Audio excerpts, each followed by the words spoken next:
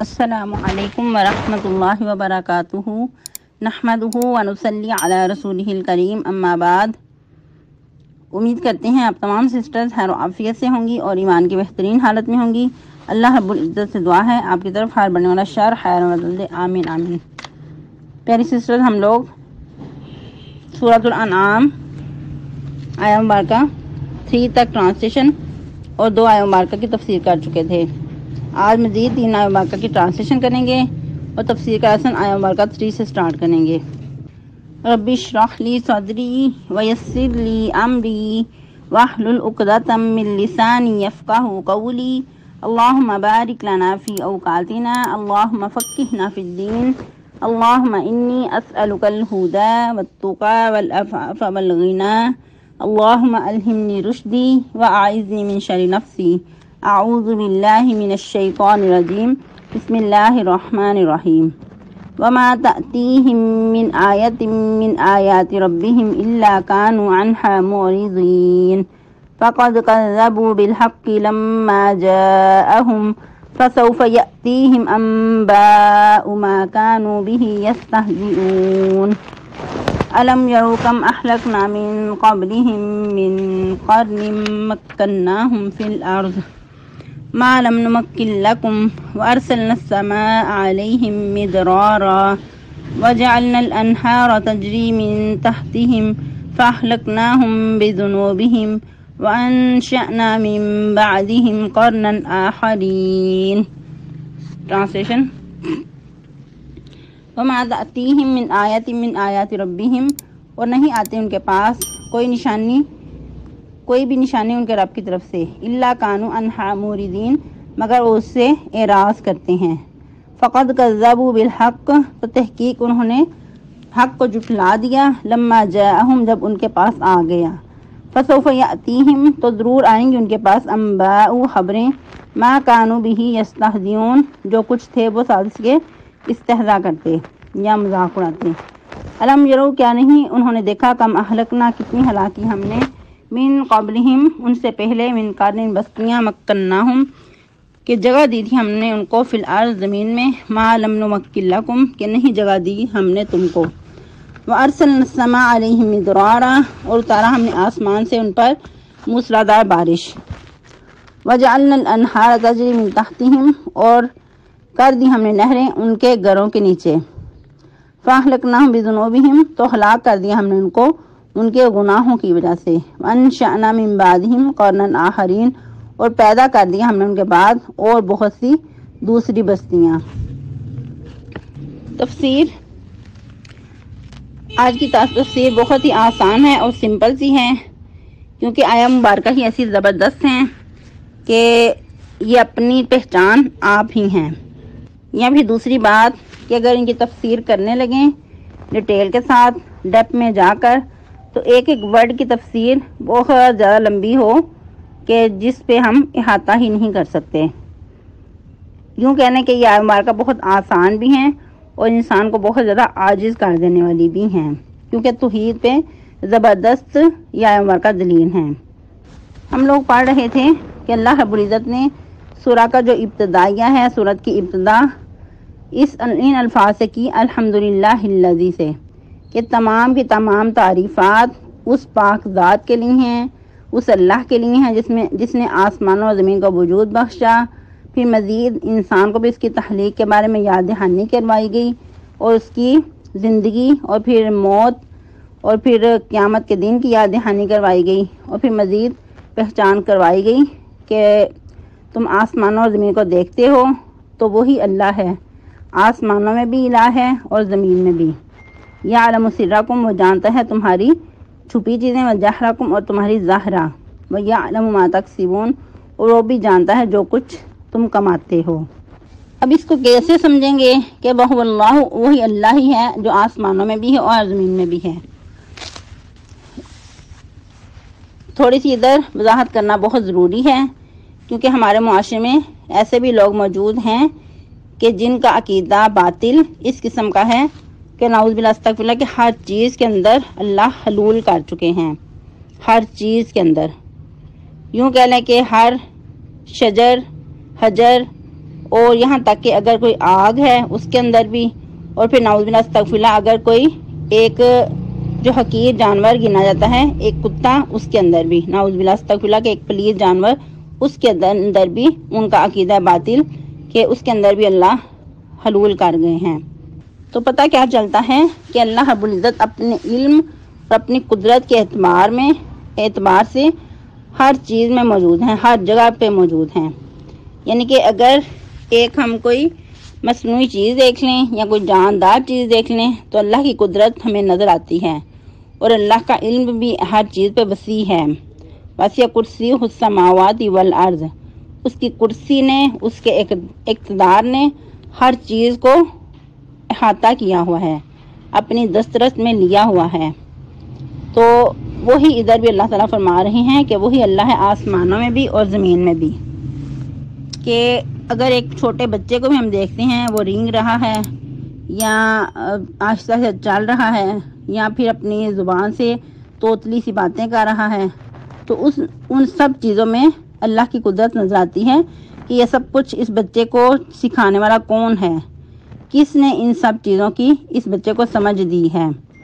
تو یقیناً نظر آتا ہے کہ وہ ایک ذات ہی ہے، اللہ کی ذات ہے جس نے اس کو یہ سب کچھ کرنا سکھایا ہے۔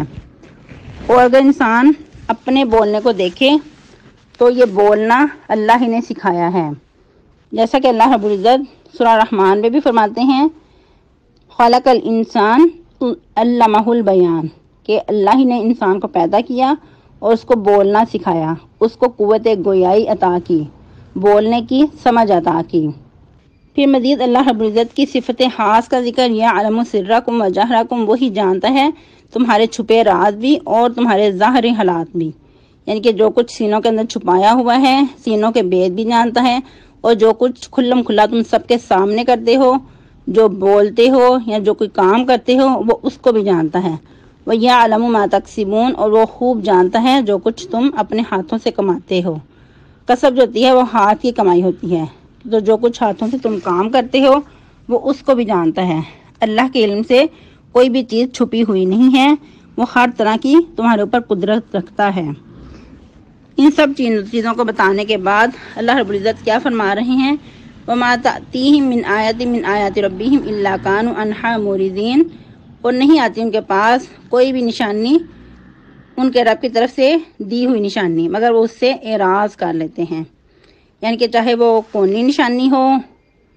یا پھر شرعی نشانی ہو، ہر طرح کی نشانیاں اس کی قدرت کمال دیکھ کر بھی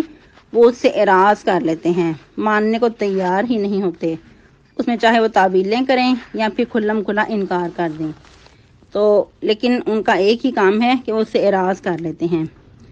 پھر مزید فقط کذبوا بالحق، تحقیق انہوں نے جھٹلا دیا حق کو، لما جاءہم، جب وہ ان کے پاس آ گیا، یعنی کہ یہ جو شرعی یا کونی نشانیاں ہوتی ہیں، آیات ہوتی ہیں، یہ اللہ کی کمال قدرت ہوتی ہیں، حق پہ مبنی ہوتی ہیں، یا پھر نبی جو رسول آتے ہیں وہ بھی حق لے کر آتے ہیں اور حق پہ ہی مبنی ہوتے ہیں، کیونکہ ان کی جو رسالت ہوتی ہے، ان کا منصب ہوتا ہے، وہ اللہ کی طرف سے عطا کردہ ہوتا ہے، تو جو کچھ اللہ عطا کریں وہ یقیناً حق میں مبنی ہوتا ہے، سچا ہوتا ہے، سراسر سچا ہی ہوتا ہے، اس میں کسی قسم کا جھوٹ کا شیبہ تک نہیں ہوتا، لیکن وہ لوگ اس کو بھی جھٹلا دیتے ہیں، اس سے بھی اعراض کر دیتے ہیں، جب بھی ان کے پاس آتا ہے اس سے وہ منہ موڑ لیتے ہیں، اس کو جھٹلا دیتے ہیں۔ فَسَوْفَ يَأْتِيهِمْ أَنْبَاءُ، تو ضرور ان کے پاس ایسی خبریں آئیں گی، مَا كَانُوا بِهِ يَسْتَهْزِئُونَ، جس کے ساتھ وہ استہزاء کرتے تھے، جس کا وہ مذاق اڑا دیتے تھے، ماننے کو تیار ہی نہیں ہوتے تھے۔ جیسا کہ نبی صلی اللہ علیہ وسلم کو جب دیکھتے تو آپ صلی اللہ علیہ وسلم کا وہ مذاق اڑاتے، جیسا کہ قرآن کے مختلف مقامات پہ اس بات کا ذکر ہے کہ اللہ رب العزت فرماتے ہیں کہ یہ لوگ تمہیں دیکھ کر تمہارا مذاق اڑاتے ہیں، تم سے ٹھٹھے کرتے ہیں اور طرح طرح کی باتیں کیا کرتے تھے۔ مثال کے طور پہ جب انہوں نے سنا کہ ایک وقت آئے گا مسلمانوں کے ہاتھ میں ہوگی کیسو کسرا کی جو فتوحات ہیں، وہ ان کا جو غلبہ ہے، اقتدار ہے، وہ مسلمانوں کے ہاتھوں میں ہوگا، تو وہ لوگ بہت ہی زیادہ حیران ہوئے اور اس چیز کا اتنا زیادہ انہوں نے مذاق اڑایا کہ یہ لوگ جو ایک وقت ان کے پاس کھانا نہیں ہے، اتنی ان کے پاس غربت ہے اور فاقے کاٹتے ہیں، تو دیکھو یہ کیسو کسرا کے خواب دیکھتے ہیں، کیسو کسرا کے جو محلات ہیں یہ ان کے خواب دیکھتے ہیں کہ یہ ان کے اقتدار میں ہوگا، ان پہ یہ غلبہ کریں گے، ان کی فتوحات ان کے ہاتھ میں ہوں گی۔ اور یہ بھی یاد رہے کہ کیسو کسرا اس وقت کی زبردست سپر پاور تھی، سپر پاور گنی جاتی تھی اور بہت ہی زیادہ ان کو اقتدار حاصل تھا۔ اور یہ بھی کہا جاتا ہے کہ جو اس وقت کا بادشاہ تھا اس کا جو تاج تھا وہی بہت زیادہ ہیرے جواہرات سے جڑا ہوا تھا، اور یہاں تک کہ لکھنے والوں نے لکھا ہے کہ جو اس کا تاج تھا وہ اس کو ایک بندہ اٹھانے کی طاقت نہیں رکھتا تھا، اتنا وزنی تھا، اتنے زیادہ اس کے اندر ہیرے جواہرات جڑے ہوئے تھے کہ اس کو ڈوری کے ساتھ باندھ کر، کسی مضبوط چیز کے ساتھ باندھ کر چھت کے ساتھ باندھا ہوا تھا۔ جب وہ اپنی کرسی اقتدار کی جگہ پہ بیٹھتا تو کچھ لوگ مل کر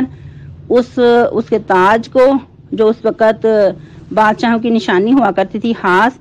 تو اس کیپ کو، اس تاج کو اٹھا کر اس کے سر پر رکھتے کہ کچھ لوگ مل کر، اکیلے اٹھانے کی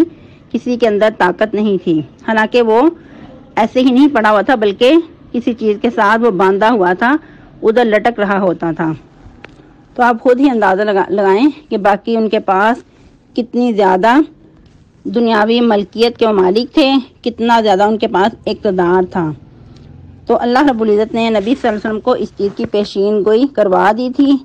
کہ یہی جو فتوحات ہیں یہ مسلمانوں کے ہاتھوں میں ہوں گی، ایک وقت آئے گا کہ مسلمان ان جگہوں کو فتح کریں گے۔ تو ان کے ان مذاق اڑانے کو اللہ رب العزت ادھر فرما رہے ہیں کہ ایک وقت آئے گا ان کے پاس ان چیزوں کی خبریں آ جائیں گی، جو کچھ وہ مذاق اڑاتے ہیں، استہزاء کرتے ہیں، کہ ایک وقت آئے گا کہ مذاق اڑانے والوں کی تباہی ہوگی اور مسلمانوں کو اقتدار حاصل ہوگا۔ پھر ایک وقت آیا کہ مسلمان ان جگہوں کے مالک ہوئے، فتوحات ان کے ہاتھوں میں تھی۔ پھر اللہ تعالیٰ مزید فرما رہے ہیں الم یرو، کیا انہوں نے نہیں دیکھا، جن کے مذاق اڑانے والے جو ہیں ان کے یہ مشاہدات میں چیزیں نہیں آئیں، کم اہلکنا، کتنی ہم نے ہلاک کر دی، من قبلہم، ان سے پہلے، من قرن، بستیاں، مکناہم، ہم نے ان کو ایسے زبردست اقتدار دیے تھے، فی الارض، زمین میں، ما لم نمکن لکم، کہ اتنے اقتدار ہم نے تمہیں بھی نہیں دیے۔ تم خود کو سپر پاور کہلانے والے لوگ ہو، لیکن تمہیں بھی ویسا اقتدار نہیں ملا جیسا اقتدار تم سے پہلے لوگوں کو ملا تھا، لیکن اللہ تعالیٰ نے ان کو ہلاک کر دیا ان کے گناہوں کی وجہ سے۔ پھر کیا فرمایا، وَأَرْسَلْنَا السَّمَاءَ عَلَيْهِمْ مِدْرَارًا، ان پر آسمان سے بارش بھی برسائی، موسلادھار بارش، بہت یعنی کہ بابرکت بارش، بارونق بارش، وَجَعَلْنَا الْأَنْهَارَ تَجْرِي مِن تَحْتِهِمْ، اور مزید ان کے پاس جو نعمتیں تھیں ان کے پاس نہریں بھی تھیں جو ان کے گھروں کے نیچے بہہ رہی ہوتی تھیں۔ یہ ہر ایک کو ایسی نعمتیں حاصل نہیں ہوا کرتی کہ کسی کے گھروں کے آگے سے یا گھروں کے نیچے سے نہریں بہہ رہی ہوں، لیکن اللہ رب العزت نے ان کو ایسا زیادہ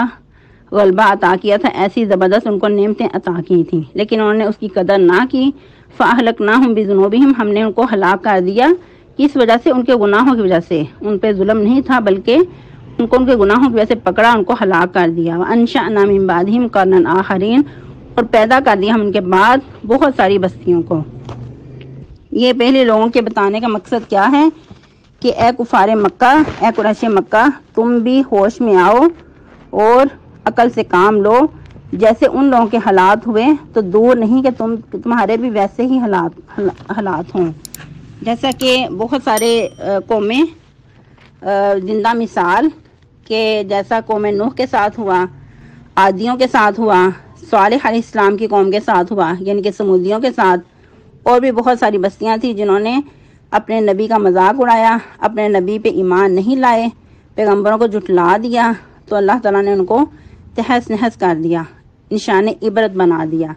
تو اگر تم بھی ایسا ہی کرو گے تو پھر حالات دور نہیں کہ تمہارے ساتھ بھی ویسا ہی کیا جائے، ہوش کے ناخن لو۔ سبحانک اللہم ربنا و بحمدک، نشہد ان لا الہ الا انت، نستغفرک و نتوب الیک۔ السلام علیکم ورحمۃ اللہ۔